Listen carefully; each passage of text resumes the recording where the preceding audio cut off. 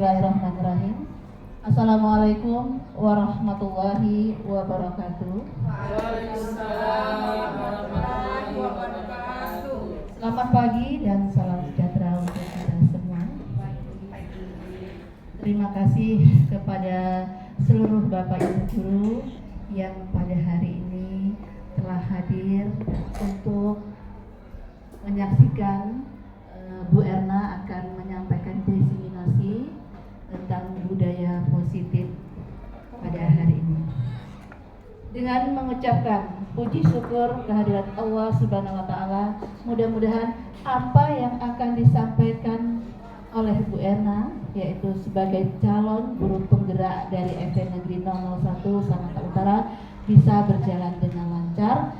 Dan bagi kita yang belum mengikuti CGP ini, mudah-mudahan ilmu yang diberikan, yang dibagi oleh Ibu Erna dapat kita ambil, dapat kita petik ya sebagai acuan kita untuk pembelajaran bagi kita yang belum CGP.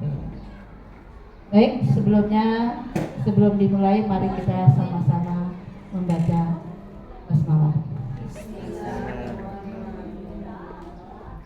Untuk selanjutnya, saya serahkan langsung kepada Ibu Erna. Kepada Ibu Erna, disilakan. Baik, terima kasih Bu Rita atas waktunya. Terima kasih atas kehadiran teman-teman semua. Assalamualaikum warahmatullahi wabarakatuh. Pada pagi hari ini saya akan menyampaikan diseminasi tentang menyebarkan pemahaman dan penerapan pengalaman melalui budaya positif. Supaya lebih terlihat, saya berdiri ya Bapak Ibu ya. Boleh dibantu, next. Baik, kita langsung saja kepada inti apa yang akan kita bicarakan pada hari ini, yaitu ada konsep inti budaya positif. Yang pertama adalah perubahan paradigma positif, disiplin positif, nilai-nilai kebajikan, kebutuhan dasar manusia, motivasi perilaku manusia, posisi kontrol guru, keyakinan kelas, dan segitiga restitusi. Materi yang pertama adalah pembelajaran dengan paradigma baru. Jadi kita selama ini belajar itu ada perubahan, kurikulumnya berganti-ganti terus. Itu sebenarnya Bapak Ibu, mungkin kita di lapangan ini mengeluh ya, kok ganti-ganti terus sih. Padahal itu sebenarnya kalau kita ambil sisi positifnya, semua itu berubah karena memang zaman juga sudah berubah. Kita sekarang mengajar generasi Gen Z dengan perubahan pikir yang berbeda. Tentunya kalau kita memakai kurikulum lama itu sudah tidak relevan. Jadi memang kurikulum harus berubah sesuai dengan perkembangan zaman. Nah, pembelajaran dengan paradigma baru merupakan pembelajaran yang dirancang berdasarkan prinsip pembelajaran berdiferensiasi. Dari bahasa Inggris itu diferensiasi, different itu perbedaan. Jadi kita harus mengakomodir sebagai guru, itu kebutuhan siswa itu berbeda-beda, maka guru zaman now harus bisa mengakomodir, memfasilitasi kebutuhan siswa dengan berbagai gaya belajar yang berbeda-beda. Yaitu sudah diambil, kita sudah mengambil langsung budaya positif. Yang kita pilih adalah profil pelajar Pancasila. Mari kita lanjutkan Bapak Ibu. Next. Nah, selama ini kita itu ada miskonsepsi tentang teori kontrol. Ya. Nah, ini mudah-mudahan menjadi pencerahan bagi kita semua. Saya sendiri terutama, saya sendiri ya. Awalnya kita menyangka miskonsepsi itu berarti kesalahpahaman ya. Ada ilusi guru mengontrol murid. Seolah-olah ilusi itu kan seolah-olah nyata, padahal itu tidak gitu ya. Seolah-olah guru mengontrol murid, padahal itu hanya bersifat sementara. Seolah-olah kita berhasil nih, ayo diam anak-anak, 1 menit kayaknya berhasil nih kita mengontrol murid ya. Tapi 5 menit kemudian lagi. Artinya ketika kita ada di posisi guru mengontrol murid, itu adalah sesuatu yang harus dibetulkan ya. Itu ada sesuatu yang salah di situ, ada miskonsepsi. Kemudian ilusi ilusi bahwa semua penguatan positif itu efektif dan bermanfaat. Itu ternyata tidak sepenuhnya benar. Penguatan positif itu contohnya apa? Contohnya pujian, contohnya hadiah, pemberian reward. Itu tidak sepenuhnya benar, Bapak Ibu. Selama ini kita bertujuannya itu seperti satu arah. Oh, saya bertujuan memotivasi, saya memberikan hadiah supaya anak itu ayo bersaing, berkompetisi gitu ya. Ternyata setelah kita lakukan, kita itu lupa bahwa anak itu adalah different. Gak bisa matematika semua, gak bisa IPS semua. Kalau saya mengajar matematika, yang saya ingat, yang saya puji terus tuh anak-anak ini terus. Nah itu saya tidak memikirkan dampak yang lain. Ya, ada anak yang mengeluh, Ibu, Bu Erna loh itu terus yang dipanggil. Nah itu adalah ternyata penguatan positif itu ternyata tidak selamanya efektif. Salah satunya adalah ketidakefektifannya adalah siswa bukan termotivasi, tapi justru dia merasa semakin down. Iyalah, sih bahwa kritik dan membuat rasa bersalah itu mampu menguatkan karakter. Itu tidak sepenuhnya benar, ya. Mungkin ada benarnya, tapi tidak sepenuhnya benar. Itu ketika dikritik justru bukan naik, tapi malah melemah kepikiran terus itu kritikannya. Padahal awalnya mungkin kita pakai kata-kata seperti kamu bagus nak, tapi gitu ya. Itu bagusnya nggak diingat itu, tapinya yang diingat terus. Nah itu saya. Dan mungkin ada juga jenis-jenis siswa kita yang karakternya tuh seperti itu ya. Nah kita harus mengakomodir itu. Jadi memikirkan bagaimana sih cara kita memberi penguatan, namun tidak membuat bisa mengakomodir semua. Jadi enggak sampai ada yang down dan sebagainya. Kemudian yang terakhir adalah ilusi bahwa orang dewasa itu berhak memaksa. Nah ini kita kadang-kadang itu merasa level kita dewasa nih. Kamu anak-anak nih. Kamu anak-anak tahu apa sih gitu ya. Padahal kita pernah anak-anak loh dulu ya. Ketika kita anak-anak itu kita ada rasa tersinggung juga, ada rasa dendam. Itu sebenarnya sama dengan orang dewasa. Hanya yang membedakan apa? Usia dan pengalamannya. Tapi rasa tersinggung, rasa cemburu itu sama. Jadi mungkin Bapak Ibu yang sekarang merasa saya adalah teacher centering gitu ya, penguasa. Mungkin mulai berubah bahwa siswa sekarang punya hak untuk mengeluarkan pendapat dan sebagainya. Oke, next. Ganti. Ya, ini adalah kutipan dari Stephen R. Covey mengatakan bahwa bila kita ingin membuat kemajuan perlahan, sedikit-sedikit ubahlah sikap dan perilaku Anda. Namun bila kita ingin memperbaiki cara-cara utama kita, maka kita perlu mengubah kerangka acuan kita. Ubahlah kita bagaimana Anda melihat dunia, bagaimana Anda berpikir tentang manusia. Ubahlah paradigma itu, skema pemahaman dan penjelasan aspek-aspek tertentu tentang realitas. Jadi cara berpikir kita yang tadinya itu stimulus respon ya kebanyakan, nah nanti kita akan mengubah menjadi teori kontrol ya. Next. Nah ini contohnya, ini perubahan paradigma stimulus respon ke pendekatan teori kontrol. Awalnya kebanyakan kita ya itu melihat kebutuhan kita sama-sama ubah pemikiran. Realitas atau kebutuhan kita tuh berbeda. Setiap manusia adalah unik, tidak sama. Dan jangan merasa rendah diri dengan ketidaksamaannya itu, keunikannya itu. Harus bangga dengan keunikan masing-masing. Kemudian semua orang melihat hal yang sama. Sedangkan sebenarnya adalah orang itu memilih gambaran berbeda, nggak ada yang sama. Ya. Kemudian kita mencoba mengubah orang dengan perpandangan sama dengan kita.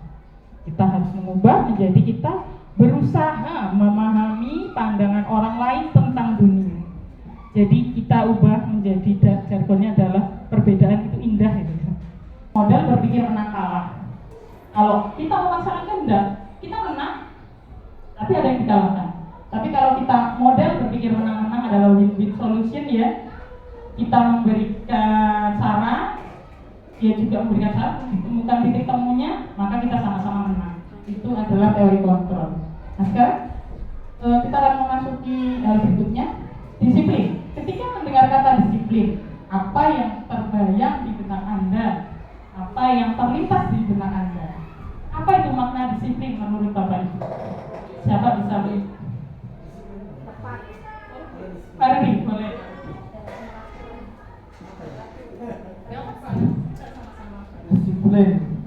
menurut saya sih disiplin itu banyak.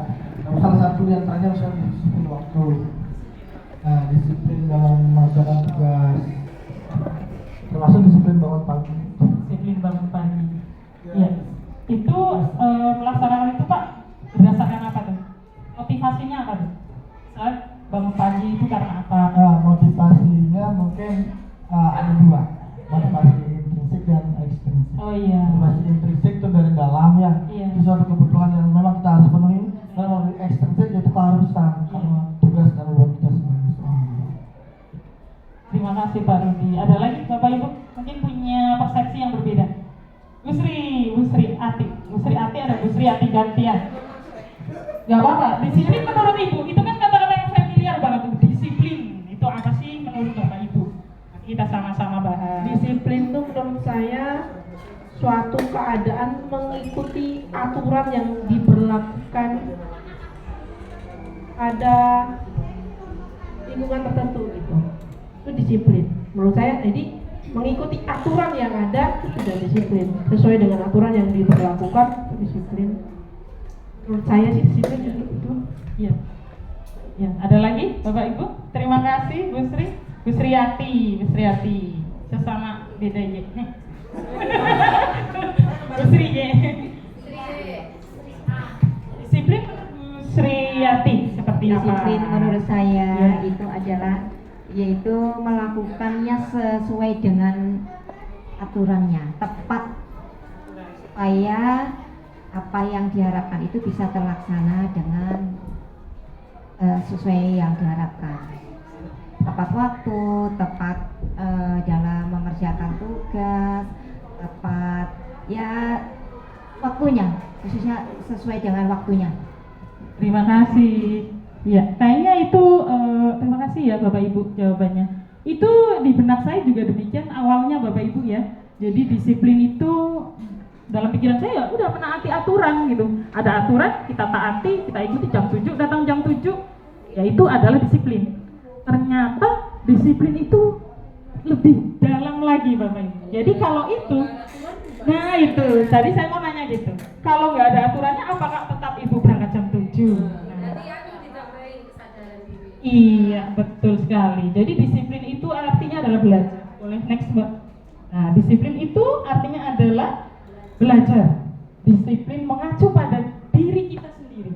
Jadi tanggung jawab apa yang dilakukan berdasarkan nilai-nilai yang diyakini. Kita yakin datang jam 7, ya udah jam 7 adalah disiplin. Jadi selama ini kita itu masih kalau kita hanya ikut aturan. Berarti aturan itu pasti ada maknanya di balik itu. Untuk apa? Jadi kita kalau hanya ikut berarti masih motivasi ekstrinsik karena ada aturan. Jadi artinya sebenarnya ini. Kemudian disiplin positif merupakan salah satu cara penerapan disiplin yang bertujuan untuk menumbuhkan kesadaran.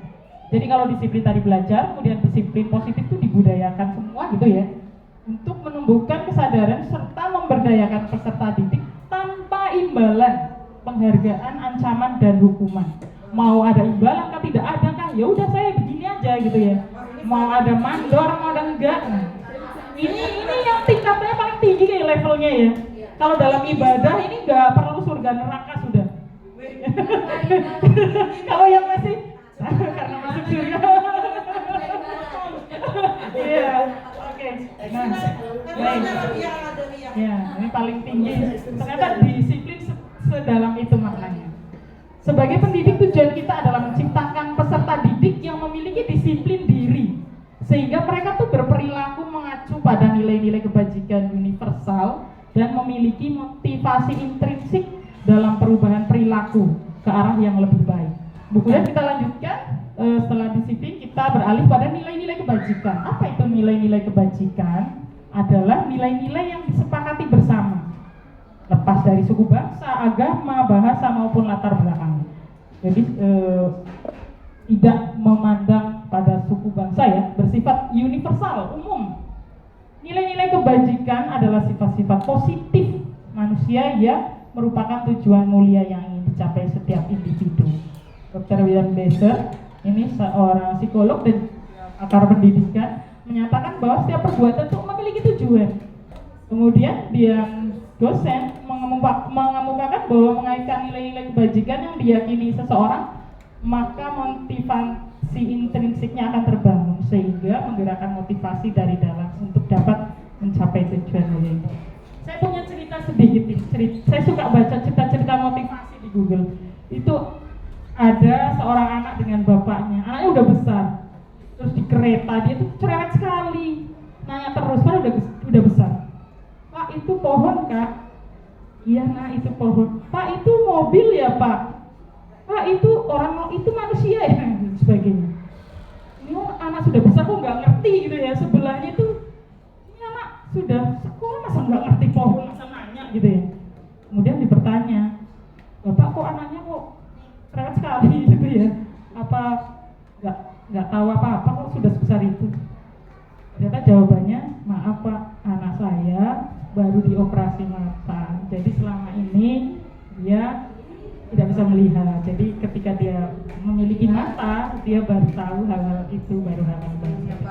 Artinya ketika kita tidak tahu alasannya, itu ya kita langsung, anak besar kayak gitu kok ini nggak tahu seperti itu ya. Ternyata setelah ada alasannya, oh ini. Maka yang tadi yang sesuatu yang salah itu langsung hilang menjadi karena ada alasannya maka menjadi tidak salah. Nah itu nanti yang akan kita praktekkan pada anak-anak kita melalui restitusi nanti ya. Nah ini ada contoh nilai-nilai kebajikan di institusi organisasi itu ada banyak sebenarnya. Dari profil pelajar Pancasila itu contohnya beriman, bertakwa, kemudian dan lain sebagainya. Nah, ini dari primary years itu ya, nilai kebajikan, toleransi, rasa hormat dan sebagainya. Kemudian dari 9 pilar. Ini masih ada beberapa organisasi yang memberikan kerangka-kerangka nilai kebajikan tuh ini gitu. Karena universal jadi nanti ada yang khususnya lagi. Kalau mandiri itu apa aja gitu ya. Misalkan sekarang kita lanjut ke kebutuhan dasar manusia. Kebutuhan manusia itu adalah sesuatu yang dibutuhkan oleh manusia untuk mempertahankan keseimbangan kondisi fisiologis dan psikologis yang bertujuan untuk mempertahankan kehidupan dan kesehatan. Ada 5 kebutuhan dasar manusia, Bapak Ibu. Ada penguasaan, pengakuan, ada kasih sayang dan rasa diterima, kemudian ada bertahan hidup, kemudian ada kesenangan dan kebebasan. Ini contohnya kalau penguasaan atau pengakuan ini ya pengen dipuji gitu ya. Anak-anak kita kadang tuh melakukan sesuatu tuh karena pengen dipuji gitu. Terus penguasaan mungkin dia juga ingin lebih tinggi dari teman-temannya. Kemudian rasa kasih sayang dan diterima. Setiap anak ini kadang-kadang mencari perhatian gurunya ya. Kemudian diterima dia, ini dekat-dekat dengan gurunya. Ada tipe-tipe anak seperti itu ya. Kemudian bertahan hidup itu adalah kebutuhan pokok manusia. Semuanya memiliki kebutuhan dasar bertahan hidup. Contohnya kebutuhan primer, pangan, sandang, papan. Kemudian kebutuhan fisik, kebutuhan seksual. Kemudian kebutuhan kesenangan. Contohnya anak-anak kodratnya ya bermain ya, bawa kartu terus disita. Itu termasuk sudah mengakomodir kebutuhan kesenangan siswa belum itu? Nah itu sebenarnya kita harus introspeksi. Memang anak-anak itu loh bermain dunianya. Jadi boleh bermain tapi pada saat istirahat. Itu saya seperti itu. Kalau ada anak-anak bermain, yang penting tidak pada saat pelajaran. Kemudian kebutuhan kebebasan. Ini kebutuhan kebebasan ini contohnya anak-anak tuh mudah bosan belajar, jenuh, sebentar-bentar dan menguap dan sebagainya. Berarti Bapak Ibu guru harus paham apa yang harus dilakukan. Anak-anak kok mulai jenuh, mulai nggak melihat kita ya. Itu jangan diteruskan terus ya. Harus kita harus peka. Apa yang kita lakukan? Misalkan ice breaking, apalagi misalkan menyanyi dan sebagainya. Nah, kemudian motivasi perilaku manusia. Ini ada tingkatannya Bapak Ibu. Kita melakukan suatu hal itu ada tingkatan kita termasuk yang mana. Untuk yang pertama, untuk menghindari ketidaknyamanan hukuman. Nah, ini yang paling rendah ya, menghindari ketidaknyamanan hukuman. Jadi untuk mendapatkan imbalan atau penghargaan, ini yang tertinggi adalah untuk menjadi orang yang mereka inginkan dan menghargai diri sendiri dengan nilai-nilai yang mereka percaya. Ini yang paling tinggi ya. Apakah kita sudah ada di level itu? Oke, next. Nah, konsep disiplin itu ada yang gagal dan ada yang sukses. Ini adalah konsep disiplin dengan identitas gagal. Yang pertama adalah hukuman. Akibat dari hukuman itu yang pertama menyakitkan, tidak nyaman, murid takut, memaksa, murid akan menyembunyikan kesalahan. Kalau lihat ibu ini langsung menyembunyikan kesalahannya. Jadi murid menjadi rendah diri. Jadi sifatnya kelihatan berhasil ya, sekilas kayak kelihatan berhasil, tapi itu ilusi ya. Sifatnya hanya sementara, nanti akan kembali lagi menjadi aslinya ya, ribut lagi dan sebagainya. Itu berarti kita sudah menerapkan disiplin yang gagal. Kemudian dengan penghargaan, ini yang dulu saya terapkan dulu ya, sebelum saya menjadi, sekarang saya sadar itu setelah jadi wali murid. Waktu dulu masih single gitu, saya pikir dengan saya memberi hadiah, dengan saya memberi ranking, itu akan memotivasi yang lain gitu loh. Jadi kalau PTS itu saya keluarkan rankingnya itu.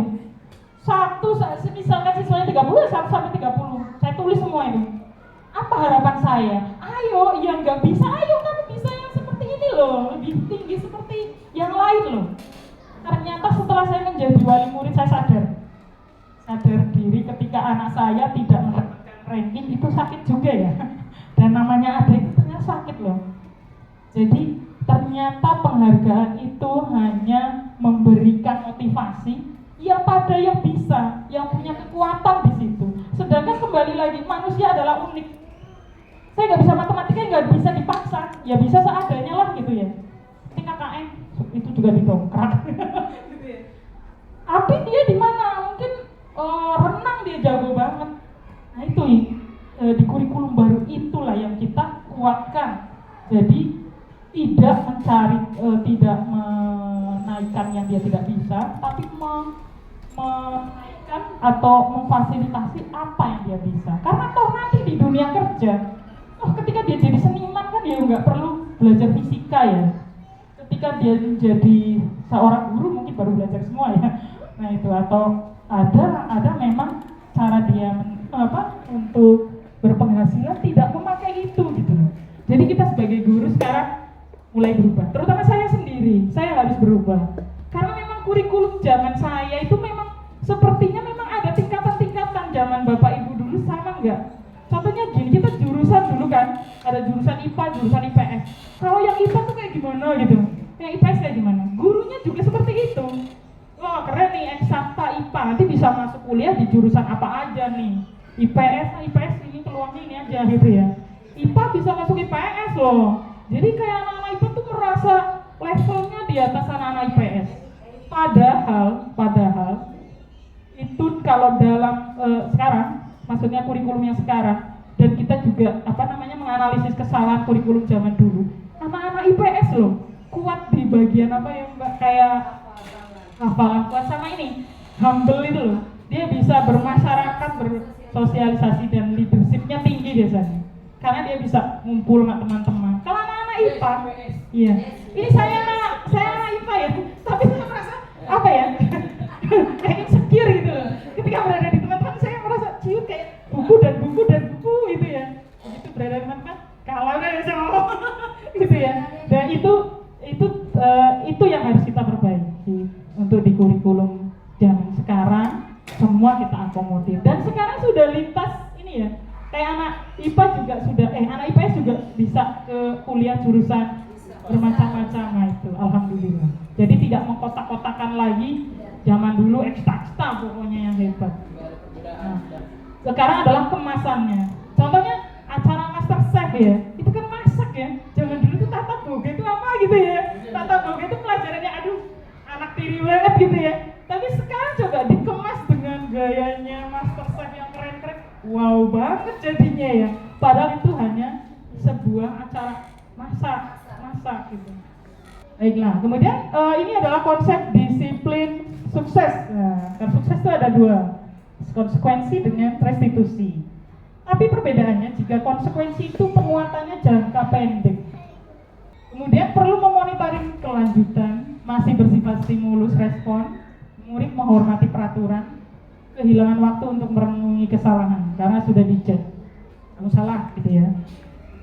Nah, yang restitusi ini ya, yang kita bisa renungkan dan mungkin bisa kita aplikasikan dalam pelajaran, yaitu murid bertanggung jawab untuk perilakunya, fokus pada pemecahan masalah jangka panjang, murid akan menghormati dirinya dan orang lain. Teori kontrol dirinya, memegang kontrol diri sendiri. Jangan klik. Murid bersemangat untuk memperbaiki kesalahannya. Oke, next. Ya, ini adalah konsep disiplin pendekatan restitusi, sebuah cara menanamkan disiplin positif pada murid. Restitusi adalah menciptakan kondisi murid untuk memperbaiki kesalahan mereka, sehingga mereka bisa kembali pada kelompok mereka dengan karakter yang lebih kuat. Restitusi itu bukan untuk menebus kesalahan, namun untuk belajar dari kesalahan. Restitusi adalah memperbaiki hubungan, tawaran, bukan paksaan. Restitusi menuntut untuk melihat ke dalam diri. Restitusi mencari kebutuhan dasar yang mendasari tindakan. Restitusi diri adalah cara yang paling baik.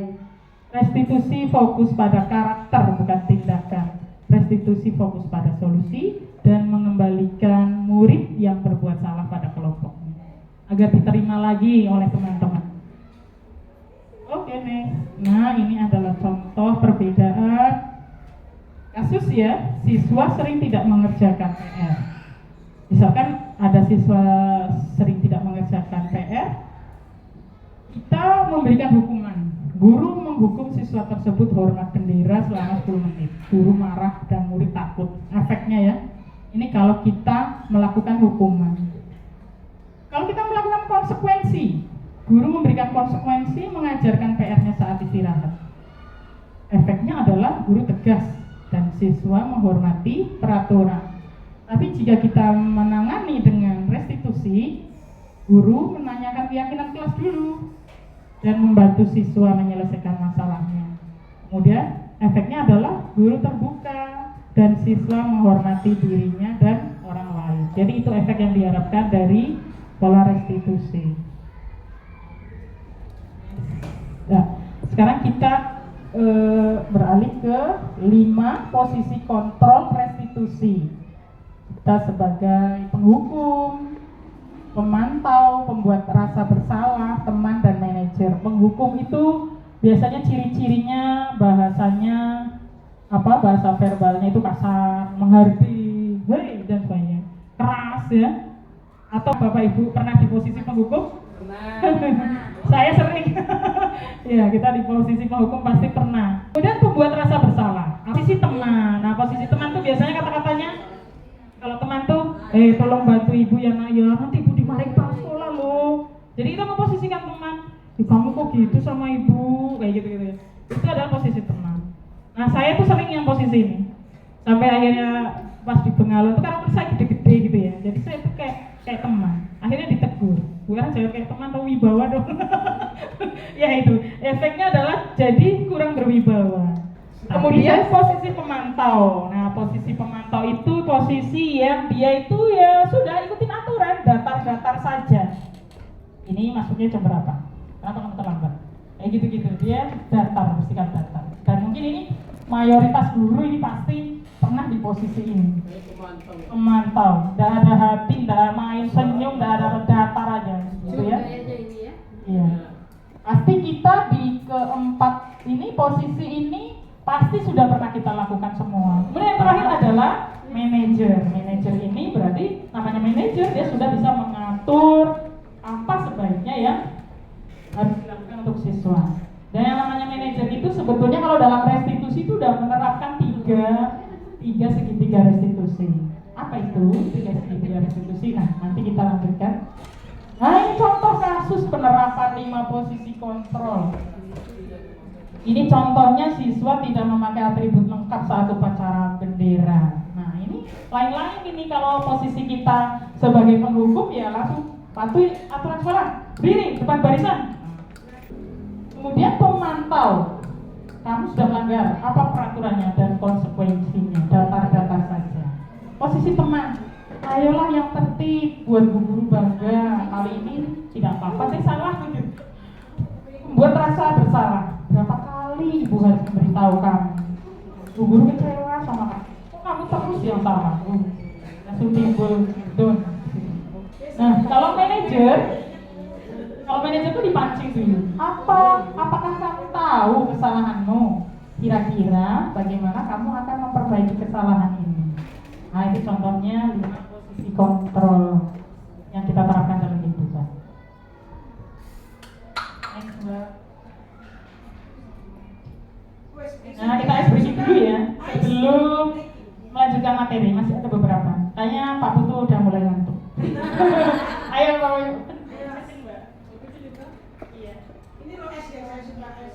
Ayo kita berdiri semua Bapak Ibu.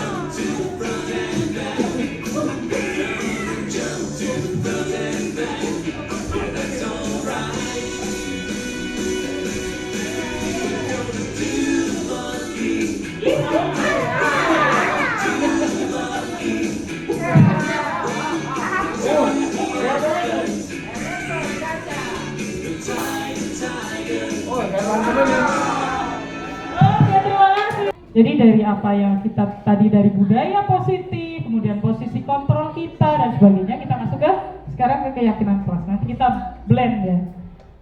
Mengapa keyakinan kelas? Mengapa tidak peraturan kelas saja? Kok harus keyakinan kelas?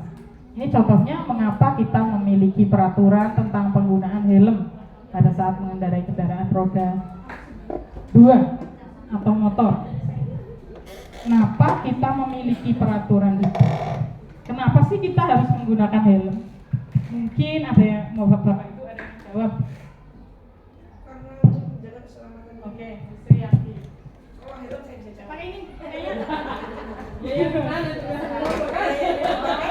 Mobil kan nggak pernah main. Kenapa kita harus pakai helm? Untuk keselamatan diri, demi keselamatan diri. Mantap, luar biasa. Bukan karena Tuhan? Hah? Bukan. Sudah levelnya sudah naik. Masya Allah, luar biasa. Nanti saya mau lihat Bu Sri di jalan kecil pakai helm nggak ya? Ada lagi? Bu Nirwana, mungkin? Boleh, yang masker ya, oke. Mengapa kita menggunakan masker dan mencuci tangan setiap hari? Apa sih tujuannya? Motivasinya apa? Untuk sehat. Untuk sehat? Masya Allah, luar biasa. Kesadarannya tinggi-tinggi ya? Nomor 1. Oh ya? Makasih Bu Nirwana. Benar? Oke. Awalnya awalnya kita ada corona itu otomatis terpaksa kan menggunakan masker. Awalnya ya. Sekarang kan sudah terbiasa. Oh, iya. Yang pertama cuaca Sangatta kan panas. Efeknya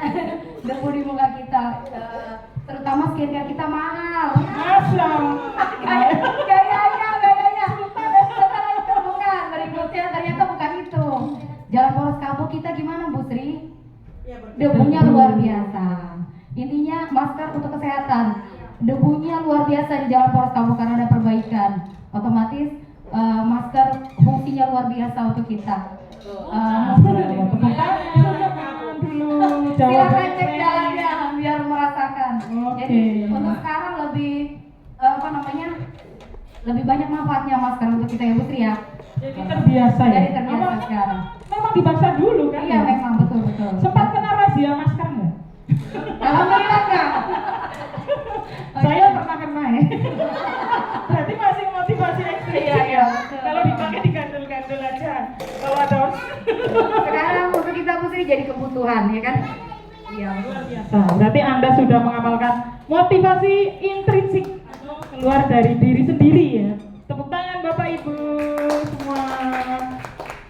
Ya, jadi inilah kenapa keyakinan, kenapa tidak peraturan. Peraturannya memang mengatakan menggunakan helm ya, tapi kita punya motivasi sendiri di dalamnya itu. Tidak hanya ya udah ikut peraturan itu, saya itu masih level itu. Kalau ada polisi baru saya pakai. Enggak ada. Sama lampu merah. Udah ketilang berapa kali? Ya, tapi ya Pak Putu ada. Nah, boleh. Ya. Kalau yang menggunakan helm itu apalagi di jalan raya yang aspalnya keras, saya motivasi intrinsik. Oh, gitu ya? Karena kepala saya tidak lebih keras dari aspal. Jadi kalau ada pepatahnya tuh Pak. Ada pepatahnya. Helm pecah bisa dibeli, kepala pecah innalillahi. Baik, itu ada motivasi intrinsik dari diri kita semua. Masya Allah. Itu saya baca di pinggir-pinggir jalan Pak polisi yang bikinnya biar terbaca kayaknya. Baiklah. Nah, kenapa keyakinan kelas? Tadi Bapak Ibu menjawab tadi ada keselamatan dan kesehatan tadi ya. Keselamatan untuk memakai helm, kemudian kesehatan tadi pada masker. Nah, inilah yang kita sebut sebagai keyakinan. Jadi keyakinan itu adalah nilai-nilai kebajikan universalnya, bukan peraturan pakai helmnya, tapi kita lebih ke keselamatannya ya. Bunyinya memang peraturan, tapi dalam diri kita memakai karena motivasi intrinsik berupa keselamatan. Kemudian memakai masker, bukan karena aturan masker itu, tapi kita memang mau pakai supaya kita sehat, skincare kita terlindungi dan sebagainya. Ya, itu berarti sudah motivasi intrinsik. Baiklah, kemudian yaitu nilai-nilai kebajikan universal yang disepakati. Itu tidak tersurat, itu tersirat dalam diri kita. Lepas dari latar belakang suku, negara, bahasa maupun agama. Jadi nilai-nilai kebajikan itu menekankan keyakinan seseorang untuk memotivasi diri dari dalam. Seseorang akan lebih tergerak dan bersemangat untuk menjalankan keyakinannya daripada hanya mengikuti serangkaian peraturan tertulis tanpa makna. Kayak anak kecil menghafal Pancasila itu ya. Anak TK menghafal, pinter itu ya. Tapi dia ngerti enggak? Atau pejabat yang katanya dicopot jabatannya gara-gara nggak hafal Pancasila. Menurut Ibu itu penting sekali enggak sih? Ya itu, hafal Pancasila hebat sekali. Tapi lampu merah lewat aja. Itu Bu Erna itu. 150.000. Nah, pengamalan itu. Hafal itu penting, itu dulu, ya kan? Itu adalah prosesnya ya hafal dulu. Masa nggak hafal langsung pengamalan dan pengamalan apa? Oke, betul sekali. Tapi kita baiknya jangan di level itulah ya. Kita sudah di level ya mengamalkan. Lanjut, next. Nah, ini contoh cara membuat keyakinan kelas. Jadi saya akan memberikan, Bapak Ibu mungkin sudah tahu, tapi kita sama-sama berbagi cara membuat keyakinan kelas yang benar versi di ilmu di CGT. Yang pertama itu diskusikan dulu, kemudian menyusun peraturan yang menjadi keyakinan, kemudian nanti ditempelkan.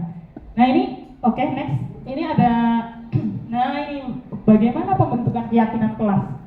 Itu kalimatnya itu lebih abstrak dari peraturan. Seperti tadi aja, kayak keselamatan, gitu ya. Kemudian apa tadi? Kesehatan.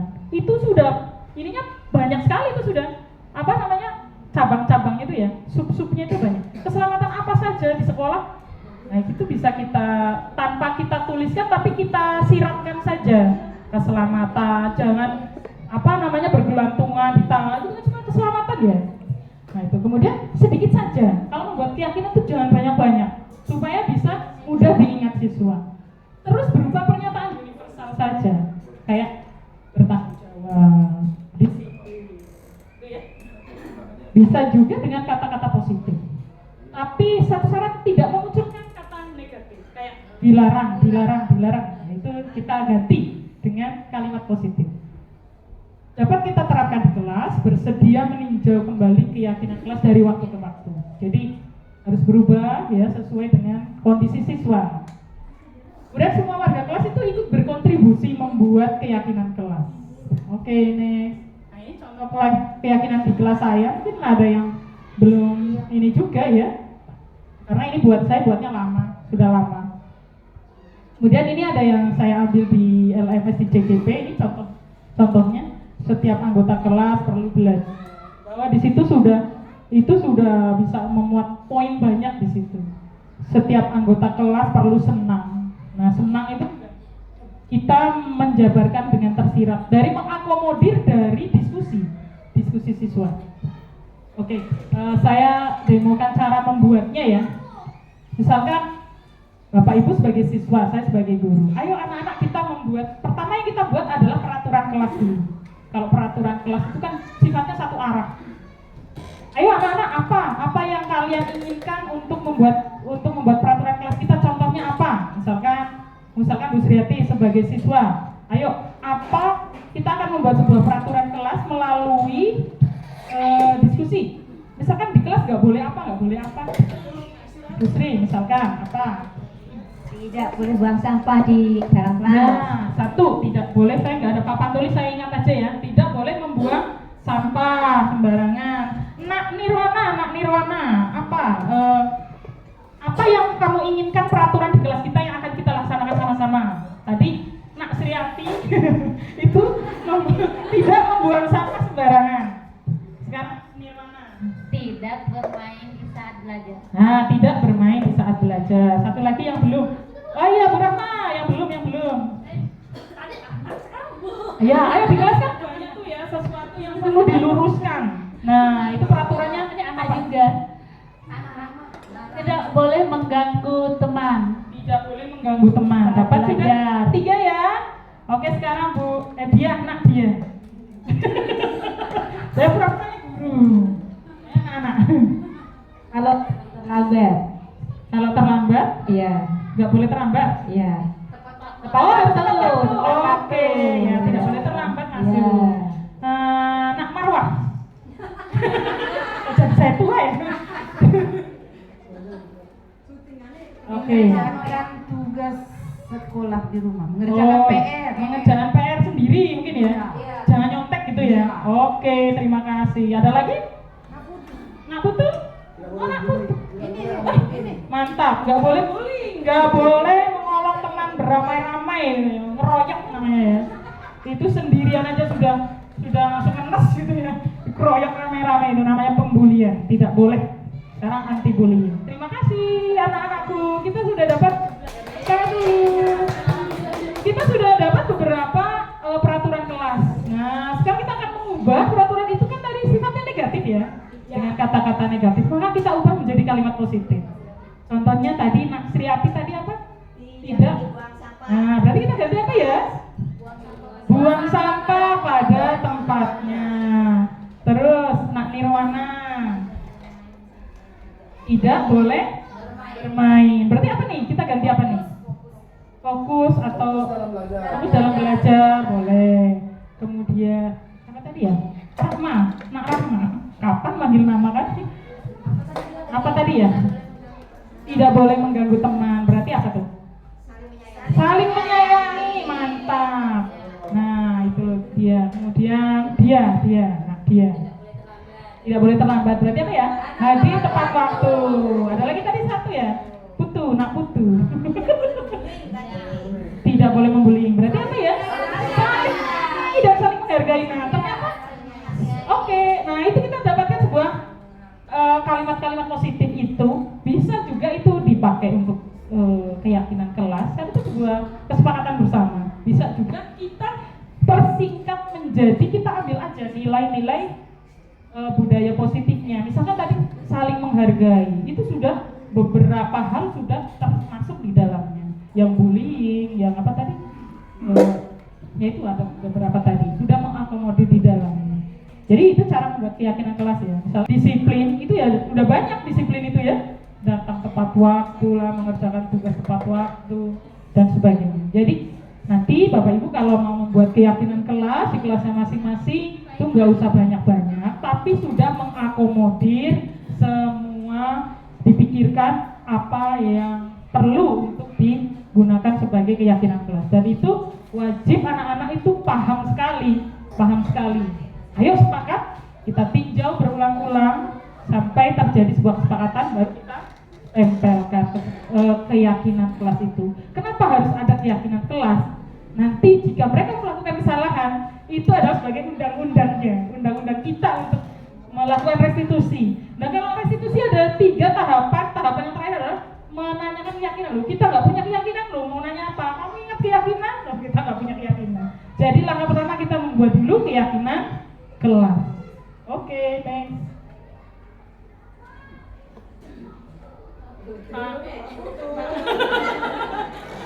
Nah ini contoh saya kemarin itu ada tugas. Ini contoh menggunakan segitiga restitusi. Aduh bukan artis jadi amatir sekali. Mungkin Bapak Ibu bisa lihat.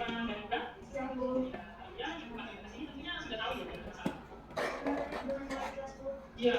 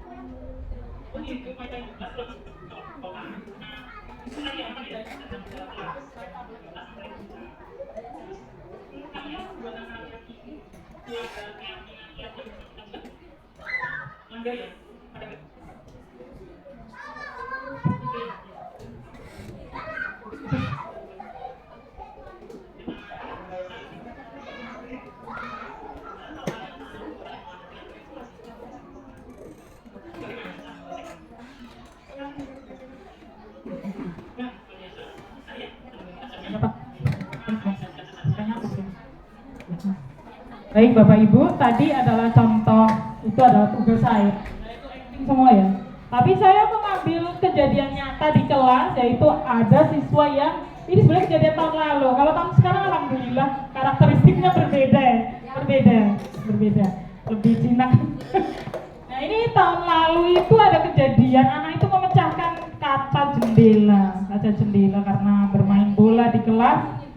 Nah, ada juga yang tidak piket ya, itu naik itu dua kali pecah. Tapi yang pertama tahun sebelumnya. Nah ini saya ngambil bermain bola di kelas dan pecah. Terus cara menyelesaikan saya seperti apa? Saya memanggil dengan melakukan langkah-langkah restitusi.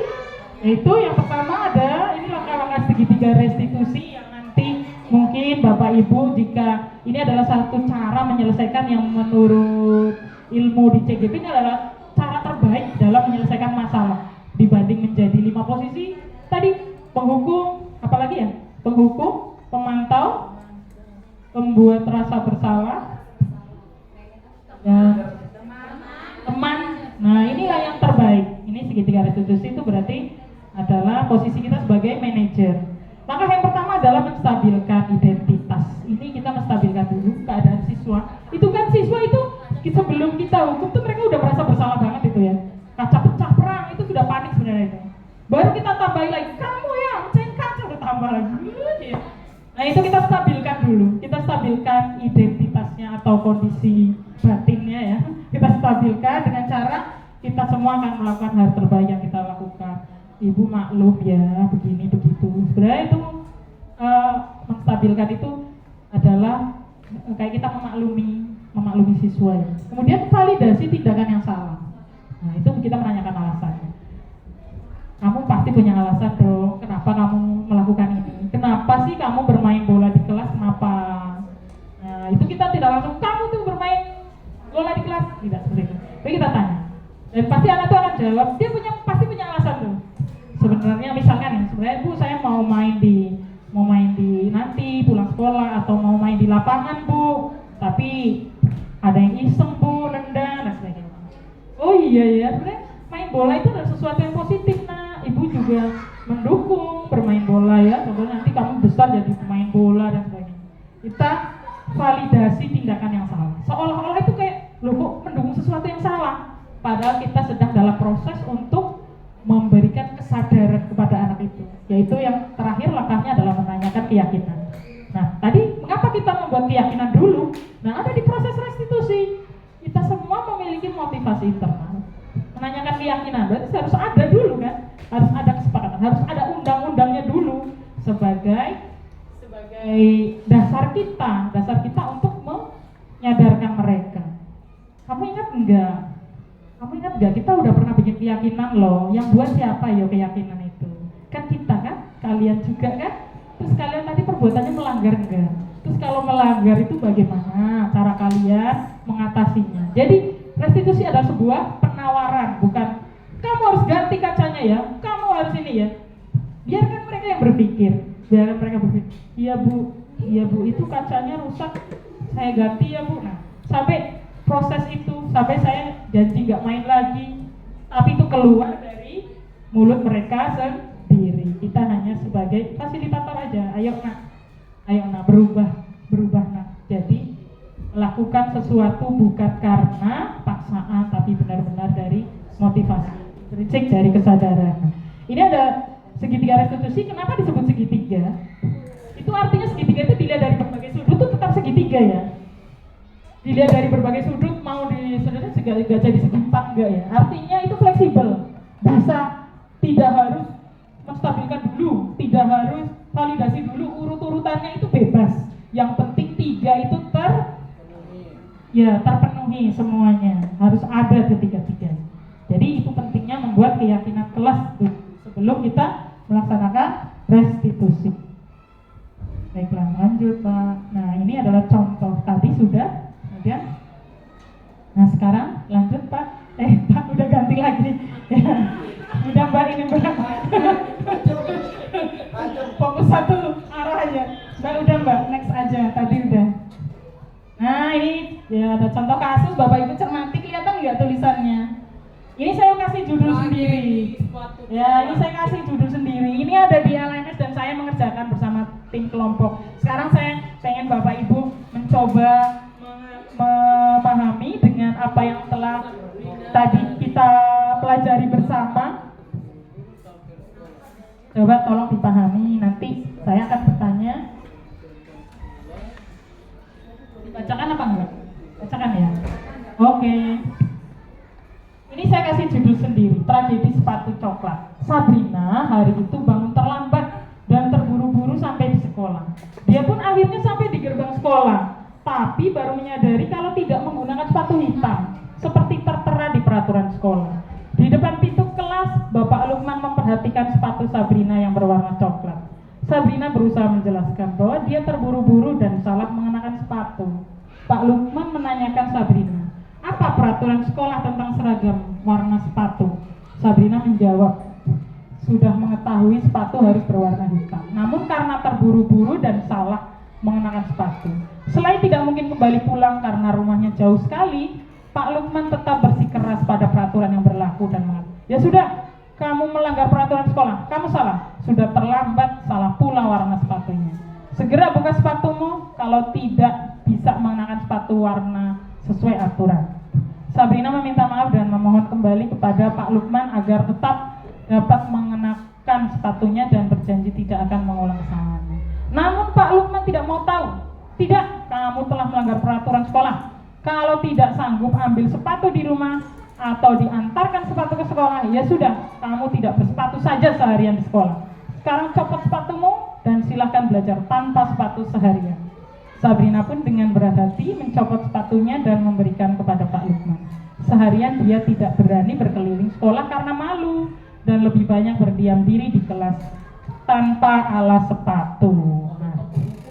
Nah, ini adalah contoh kasus ya. Itu mungkin bisa terjadi pada anak-anak kita. Mari kita analisis. Yang pertama, dalam kasus di atas, sikap posisi apakah yang diambil oleh Bapak Lukman? Jelaskan apa indikatornya. Baju. Oke, yang lain mungkin? Bu Rita belum. Bu Rita. Ayo yang lain.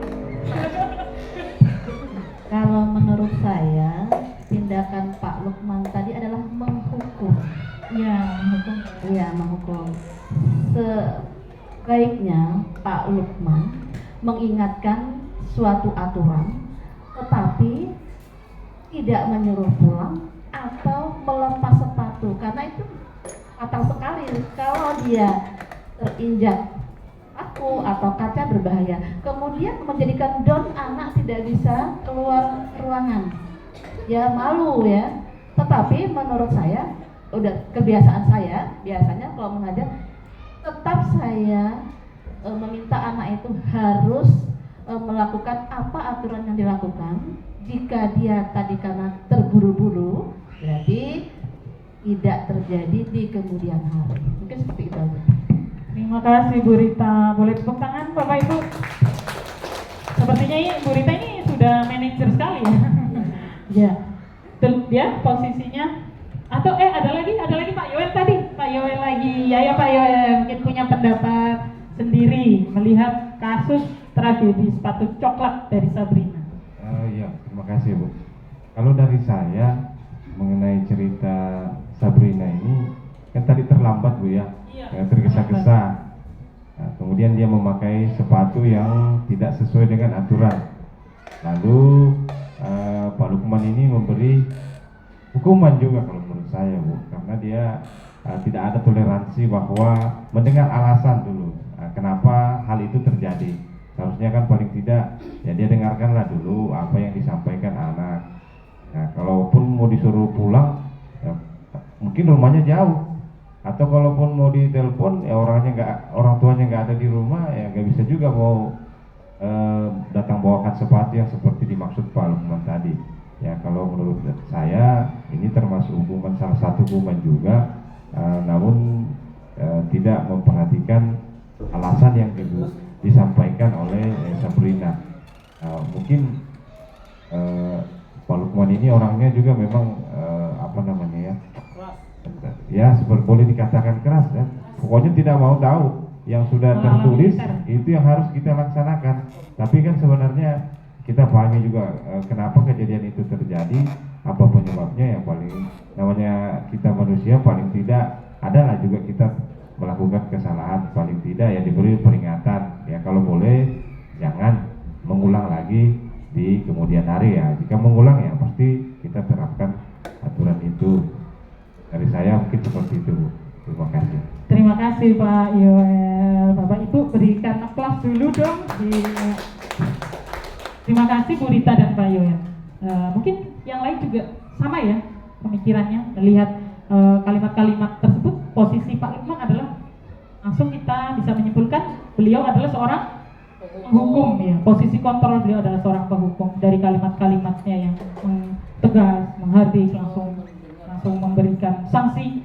Itu kadang ya tidak ada hukuman. Jelaskan. Indikatornya apa? Indikator itu tanda-tandanya ya. Tanda-tanda seorang penghukum itu apa? Ya itu tadi dengan bahasa verbal yang menghardik, keras, tidak mau mendengar alasan. Nah, itu adalah indikator seorang penghukum.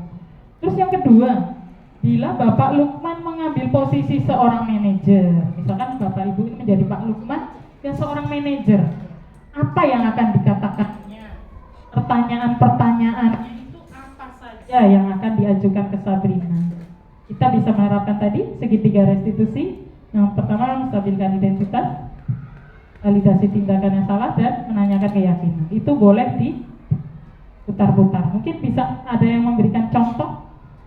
Bu Sriati ini kayaknya bisa. Bu Sriati ini bijaksana dan bijak sini, ya sana sini. Ya, ini adalah guru yang sudah kayaknya manajer banget, penyayang banget. Ini pertanyaan yang kedua ya, bila Pak Lukman mengambil posisi sebagai manajer ya. Jadi segala sesuatu itu harus ditanyakan permasalahannya dahulu. Ya, kita gali permasalahannya. Kemudian di dalam memberikan hukuman itu bahwa semua tidak harus hukuman diterapkan, tergantung alasan. Kalau alasannya masuk akal, ya tepat, berarti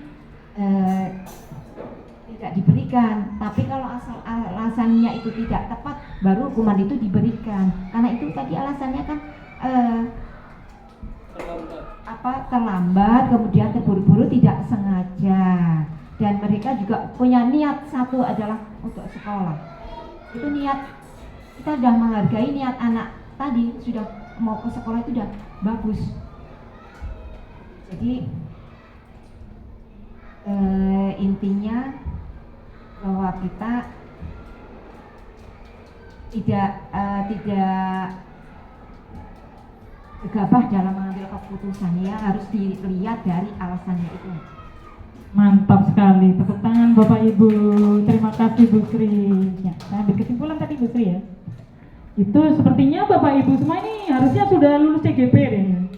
Sudah levelnya di atasnya, karena tidak dengan teori-teori tapi memang sudah praktek di lapangan ya. Hanya dalam CGP ini hanya menegaskan secara tertulis lagi, kemudian mengevaluasi apa yang belum dan meningkatkan apa yang sudah kita lakukan. Dari jawaban, oh ada lagi? Oke Pak Putu, ya silakan. Terima kasih. Mungkin apa yang disampaikan teman-teman itu saya setuju sekali. Saya di sini hanya menambahkan saja. Mungkin di dalam sekolah kita ini ya, di dunia pendidikan ini, di sekolah terutama, sebenarnya kita hidup itu belajar itu untuk pembelajaran. Jadi untuk pembelajaran. Jadi sebenarnya yang kita harapkan adalah mereka tercapai tujuannya. Apa sih tujuan pembelajaran itu? Seperti halnya kita di sekolah, kenapa saya harus berangkat jam 7 pagi gitu misalnya. Terus mengapa harus pakai hari Senin merah putih? Seperti bilang sepatu coklat gitu kan. Nah, apakah sepatu coklat itu mempengaruhi pembelajaran? Sebenarnya tidak ya. Nah, berarti sebenarnya lebih pada bagaimana kita membelajarkan siswa, mendidik siswa agar siswa itu bisa memahami nanti ke depannya setelah ketika tidak belajar di sekolah ini, dia memahami aturan yang berlaku. Jadi itu sebenarnya tujuannya. Kalau itu kita bisa terapkan, bagus sekali. Jadi ya, kurang lebih itu Pak. Terima kasih tujuannya. Iya, terima kasih Pak Putu. Masya Allah, Pak Putu membantu saya menyimpulkan kegiatan hari ini. Iya, betul, itu memang kesimpulannya. Oke, terima kasih sekali. Artinya pesan saya sampai dong, iya kan Bapak Ibu ya? Baik, tadi saya komentari dulu Bu Sri dulu ya. Tadi saya komentari, Bu Sri tadi menyampaikan beberapa tindakan yang akan dilakukan sebagai seorang manajer ya. Yang pertama tadi menanyakan alasan, kemudian itu alasannya ini kok dimaklumi dan sebagainya. Itu Bu Sri tadi, terus dia ada kemauan sekolah ya. Nah itu kalau kita bagi dalam segitiga restitusi, Bu Sri sudah melaksanakan. Yang pertama adalah menstabilkan identitas, mengatakan bahwa udah mau ke sekolah itu loh sudah bagus. Itu adalah menstabilkan identitas. Kemudian menanyakan alasan. Menanyakan alasan itu termasuk dalam validasi tindakan yang salah. Kamu pasti punya alasan dong. Oh ternyata karena tergesa-gesa. Nah berarti satu lagi yang kurang Mas Rin. Satu lagi yaitu kalau dalam segitiga restitusi langkah terakhir adalah menanyakan keyakinan. Jadi setelah itu kita tanyakan dulu. Kamu ingat enggak keyakinan di kelas kita? Kamu melanggar enggak? Ya Bu, misalnya saya melanggar Bu. Pada nilai apa kamu melanggar ya? Supaya mereka ngomong sendiri. Jadi bukan kita kamu yang melanggar, enggak. Tapi mereka ngomong sendiri. Mereka sadar sendiri sampai akhirnya terus kamu mau jadi orang seperti apa? Terus bagaimana cara mengatasi? Kita tawarkan. Terus saya nggak mengulangi dan bla bla bla bla. Sebenarnya itu sama saja dengan kita yang kamu jangan mengulangi, tapi biar itu muncul dari dalam diri siswa sebagai siswa. Dan itulah tujuan dari segitiga restitusi itu, yaitu kita memberi fasilitator untuk menyadarkan gitu lah ya, menyadarkan siswa agar muncul motivasi intrinsik tanpa harus kita memberikan reward, tanpa kita harus memberikan hukuman dan sebagainya. Biarkan itu menjadi kesadaran. Guru memang tugasnya adalah mendidik. Dan tadi sudah disimpulkan oleh Pak Putu, semua itu apa yang kita lakukan, segitiga restitusi, keyakinan dan sebagainya, tujuannya adalah kita tercapai tujuan belajar, dari Ki Hajar Dewantara, yaitu apa? Menuntut siswa menjadi pribadi yang selamat, bahagia, dan dalam masyarakat diterima dan sebagainya. Jadi apa yang kita lakukan, pembelajaran yang kita lakukan mulai hari ini, atau memang ibu, bapak ibu sudah melaksanakan dari dahulu, mari kita tingkatkan, yaitu kita menjadi guru yang berpihak pada siswa, mengetahui semua kebutuhan siswa. Jadi sebenarnya kesimpulannya tadi sudah, bahwa kita adalah semua dilakukan untuk tujuan belajar kita sesuai dengan Ki Hajar Dewantara, yaitu berpihak pada siswa. Satu pepatah, mengajarlah dari hati agar sampai ke hati. Terima kasih. Mohon maaf bila ada kesalahan. Saya akhiri. Assalamualaikum warahmatullahi wabarakatuh. Waalaikumsalam warahmatullahi wabarakatuh. Baik, terima kasih kepada Bu Erna yang telah memberikan kita tentang budaya positif ya, materi tentang budaya positif. Nah, budaya positif yang dapat saya petik dari yang disampaikan Bu Erna ini adalah merupakan sebuah perwujudan dari nilai-nilai atau keyakinannya yang universal yang diterapkan di sekolah. Budaya positif di sekolah tidak dapat diciptakan secara instan ya. Dalam penerapan budaya positif ini di sekolah diperlukan tuntunan dan tauladan dari seorang guru. Nah, yang saya menarik tadi tentang disiplin ya. Disiplin ini berkaitan sekali dengan tata tertib yang dibahas tadi, yaitu sebuah aturan atau norma dalam kehidupan bersama ya, yang melibatkan banyak orang. Nah, kemudian hukuman. Ternyata hukuman itu harus dengan menggunakan bahasa yang santun juga, sehingga siswa yang diberi hukuman tidak merasa terhukum. Menurut saya seperti itu tadi yang disampaikan ya. Kemudian salah satu cara kita dalam meningkatkan kedisiplinan yang dapat saya petik tadi, yaitu janganlah kita menunggu sebuah motivasi datang, tetapi melatih disiplin itu harus datang dari hati. Mungkin itu saja, luar biasa apa yang disampaikan Ibu Erna. Mudah-mudahan dapat kita ambil hikmah dari apa yang disampaikan ini untuk pembelajaran kita kepada siswa kita. Terima kasih. Saya akhiri. Mohon maaf jika ada salah kata. Saya akhiri. Wassalamualaikum warahmatullahi wabarakatuh. Selamat siang.